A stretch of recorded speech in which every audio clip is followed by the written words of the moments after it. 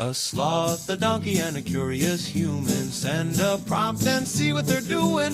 One hits record with a question on his mind. Two brothers pick it up, see what they find. Corn takes his time, Herman's got the facts. Back and forth, they never hold back. My weird prompts, come on in, that's where we begin. My weird prompts, glad you're here.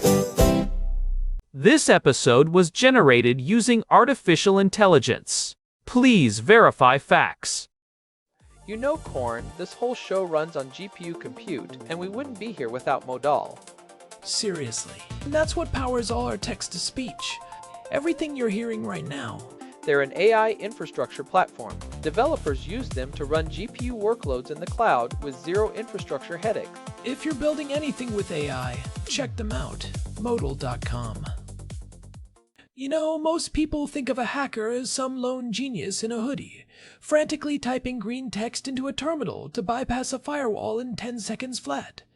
It makes for great cinema, but the reality is much more industrial. If you want to break into a modern network, you don't hand-forge every single bolt and gear. You use a power tool. And today's prompt from Daniel is about the ultimate power tool in the security world, Metasploit.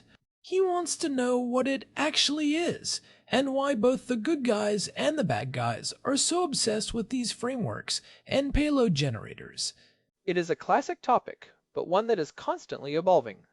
I am glad we are hitting this because Metasploit is essentially the Swiss Army knife of digital break-ins, except instead of a little pair of scissors and a toothpick, it has thousands of specialized high-velocity blades.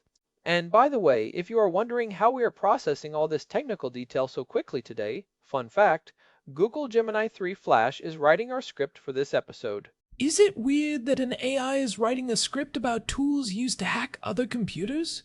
It feels a bit like we are letting the fox design the henhouse security system. But I suppose if anyone knows about automated efficiency, it is an LLM. So, Herman Puppleberry, let us start with the basics for the uninitiated. Metasploit. It is not just one program, right? It is an entire ecosystem. That is the best way to describe it. It is a Ruby-based, open-source framework. When H.D. Moore created it back in 2003, the goal was to provide a public, reliable resource for research. Before Metasploit, if a new vulnerability was discovered, a researcher might release a bit of proof-of-concept code. But that code was often messy, hard to run, and highly specific to one version of one operating system. If you were a penetration tester trying to prove to a client that their server was vulnerable, you had to spend hours, sometimes days, just getting the exploit code to work without crashing the whole system.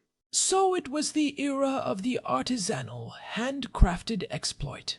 Very hipster, very inefficient. Well, not exactly, because I'm not allowed to say that word, but you hit the nail on the head. Metasploit standardized the process. It created a modular architecture where the exploit, which is the way you get into a system, is separated from the payload, which is what you actually do once you are inside. This was revolutionary. It meant you could mix and match. You could take an exploit for a Windows print spooler and attach it to a payload that opens a command shell, or one that installs a keylogger, or one that just pings a server to prove you were there. It is like Lego for criminals and security consultants. You have the getting through the door piece and the what do I do in the living room piece, and they just click together. But why do hackers need this? If I am a sophisticated attacker, why am I using a public framework that every antivirus company in the world has signatures for? That is the billion-dollar question. And the answer is efficiency and reliability. Software today is incredibly complex. Writing a stable exploit that bypasses modern protections like address space layout randomization or data execution prevention is really, really hard.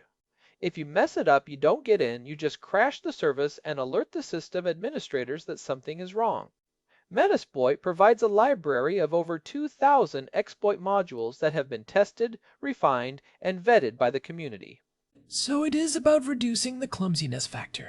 If I am a state-sponsored actor or a high-level ransomware group, I don't want to burn $1 million zero-day vulnerability because my custom-written shellcode had a typo in it. Precisely. Well, I mean, that is the core of it. And it is not just the exploits.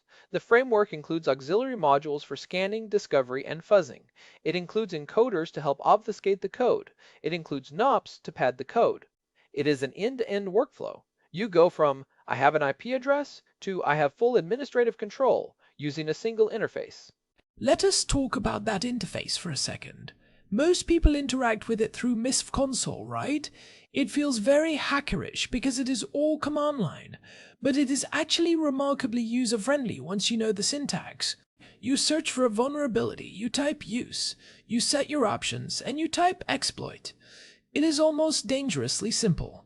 It is, and that is why it is the gateway drug for a lot of people entering the security field. But the real power is under the hood. Let us look at the architecture. You have the MSF core, which handles the session management and the framework's internal logic. Then you have the modules. I mentioned exploits and payloads, but the payloads themselves are subdivided.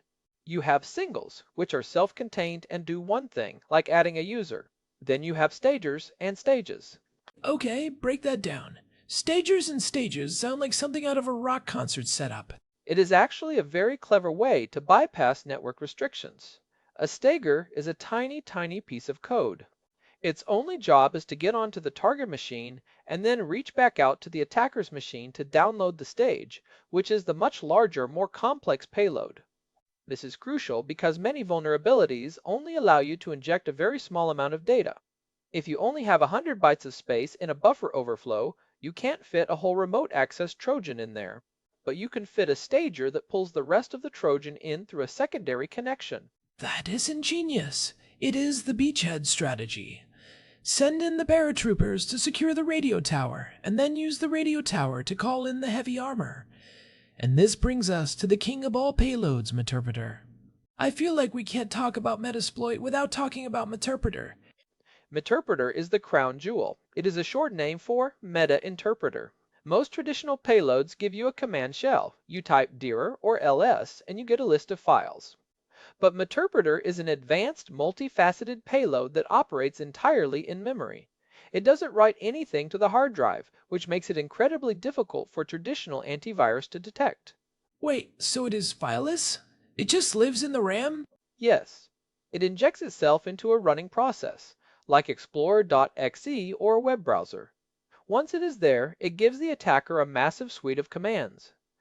You can record the microphone, turn on the webcam, dump the password hashes from the system memory, migrate to other processes, and even set up pivoting, so you can use the compromised machine to attack other computers on the same internal network. I remember seeing a demo of this years ago, and the migrate command blew my mind. The attacker gets in through a vulnerable web server, then clicks a button, and the Meterpreter session hops over into the system's core services. Even if the web server is restarted or the original vulnerability is patched, the attacker is still there, hidden inside a completely different process. That is exactly why it is so feared. And the framework makes it trivial to generate these payloads. You use a tool called misisvenom. You tell it what kind of payload you want, what IP address to call back to, and what format you want the output in. Could be an exe, a PowerShell script, a Python file, or even a piece of VBA code embedded in an Excel document. The classic invoice_final.xlsxlsx trick. It works more often than anyone wants to admit. In 2023, IBM reported that the average cost of a data breach was over $4.5 million. A huge chunk of those breaches started with a simple social engineering trick that delivered a payload generated by a tool like Metasploit. Let us look at a real-world example of how this plays out. One of the most famous exploits in history is EternalBlue.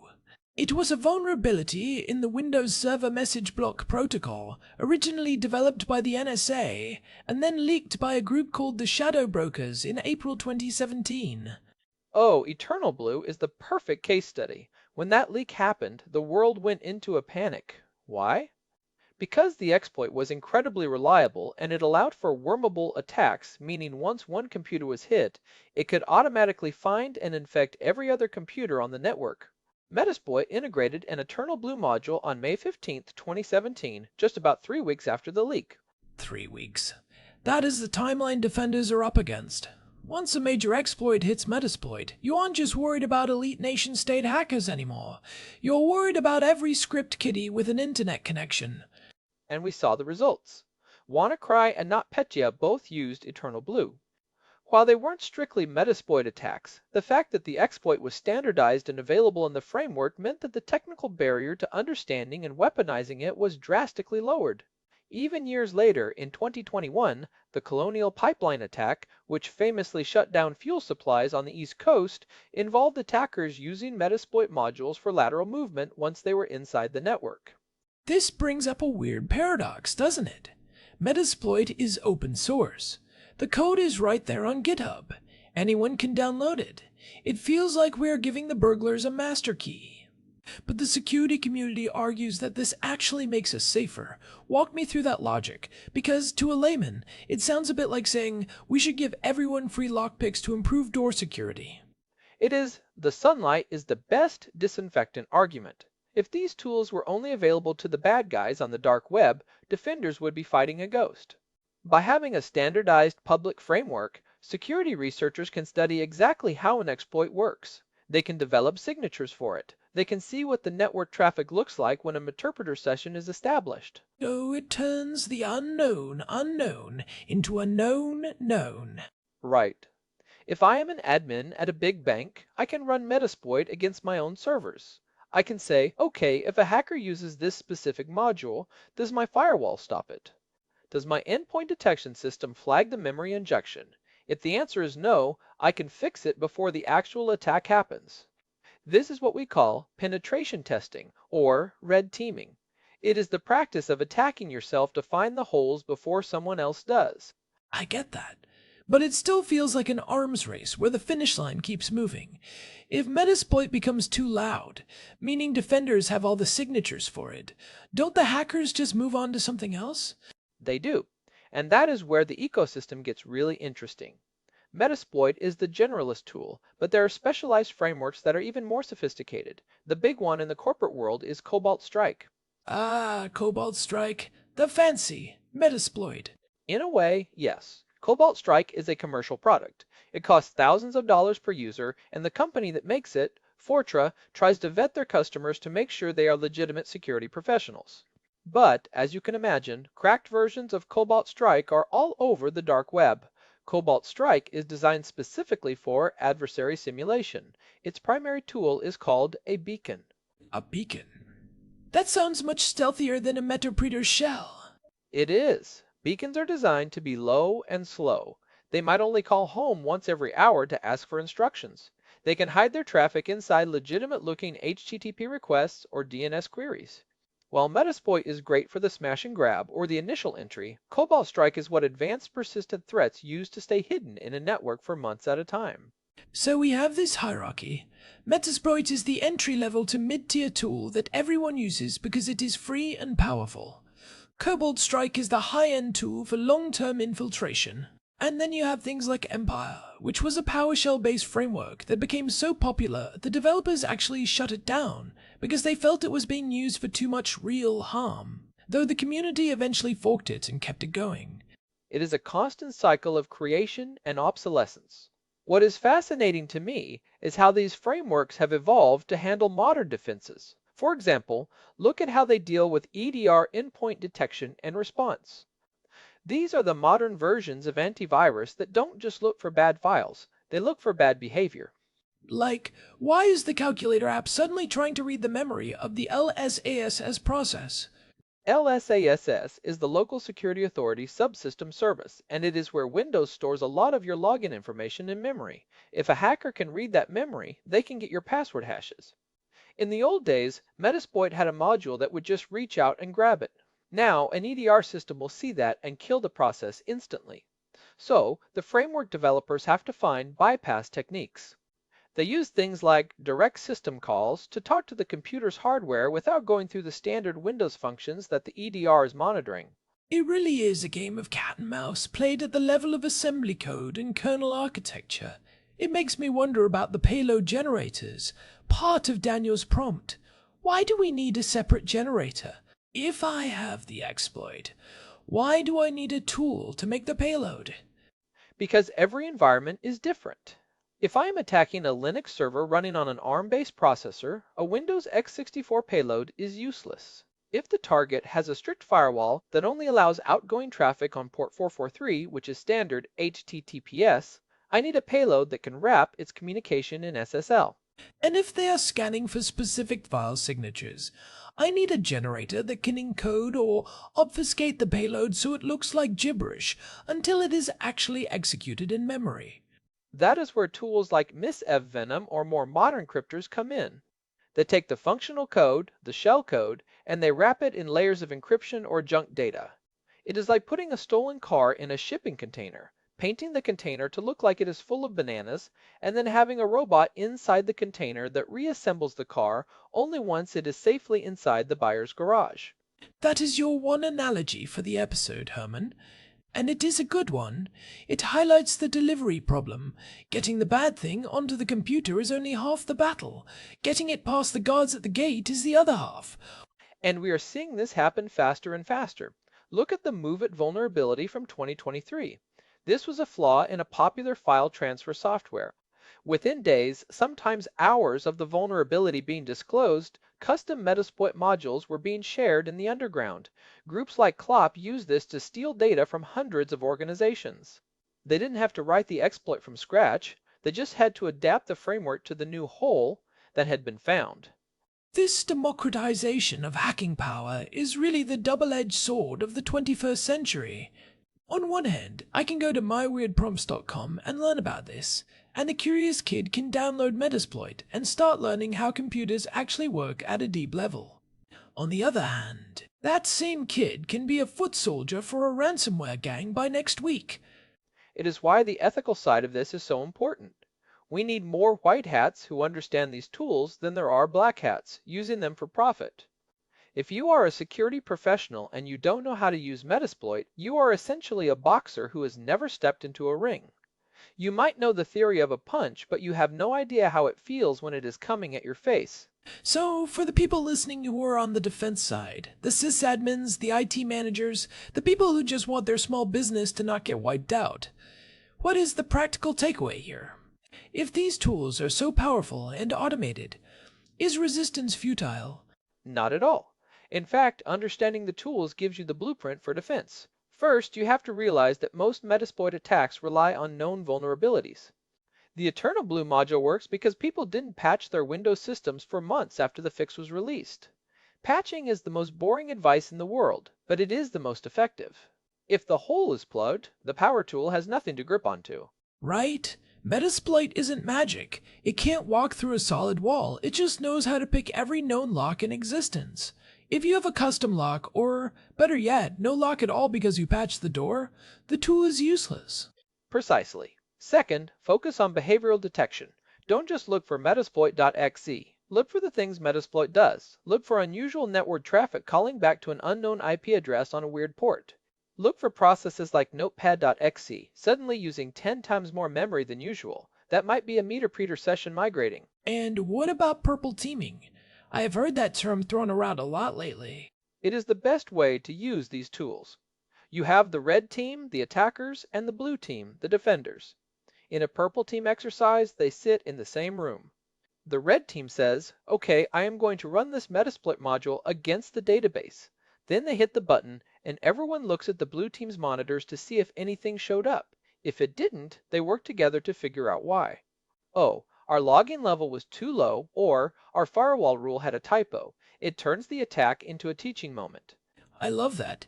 It takes the us versus them mentality and turns it into a collaborative us versus the problem approach. It is basically what we do on this show, Herman. You are the red team with all your nerdy research, and I am the blue team trying to defend our listeners' brains from being overwhelmed by technical jargon. I will take that. Though I think sometimes you are the one doing the fuzzing with your cheeky comments. Guilty as charged. But honestly, looking forward, how does AI change this? We mentioned Gemini is helping us today. Are we going to see auto-metasploit, where an AI scans a network, finds a hole, writes a custom payload to bypass the specific EDR it detects, and executes it all in milliseconds? We are already seeing the beginnings of it. There are research projects that use LLMs to generate polymorphic code that changes its own structure every time it runs so that no two versions are the same. If you combine that with a framework like Metasploit, you get an attacker that is not just fast, but infinitely adaptable. That is a sobering thought.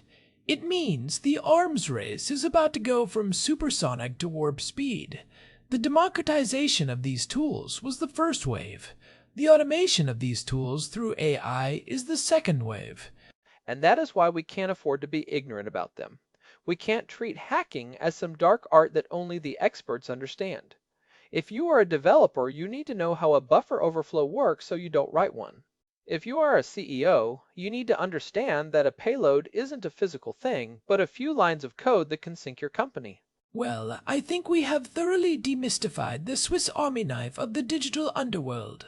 It is a tool of efficiency, a tool of standardization, and, in the right hands, one of the best educational devices we have for understanding how to build more resilient systems. It is.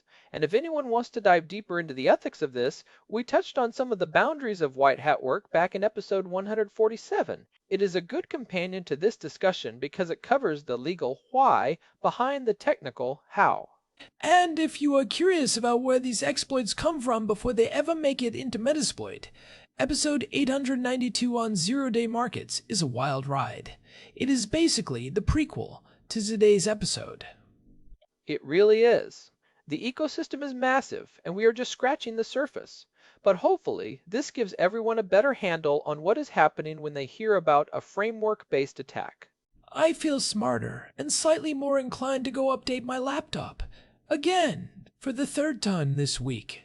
That is the spirit. Constant vigilance, corn. Constant vigilance. Well, on that note, I think we've earned a break. Thanks for the deep dive, Herman Poppleberry. And thanks to Daniel for the prompt. It is always fun to look under the hood of the tools that are actually shaping the digital landscape. Definitely. And thanks as always to our producer, Hilbert Flumingtop, for keeping the gears turning behind the scenes.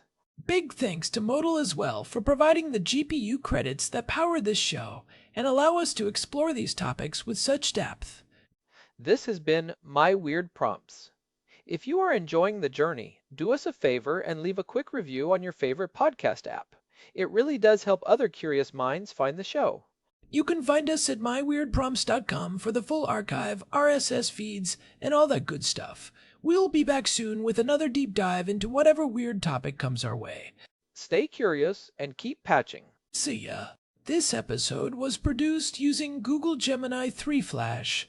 Text-to-speech by Chatterbox. Thanks for listening to our show, My Weird Prompts, where our thoughts go from slow takes to facts on cue. We change and follow through. My Weird Prompts, that's the close from sloth, from man, from long-eared host. My Weird Prompts, until next time, stay curious, keep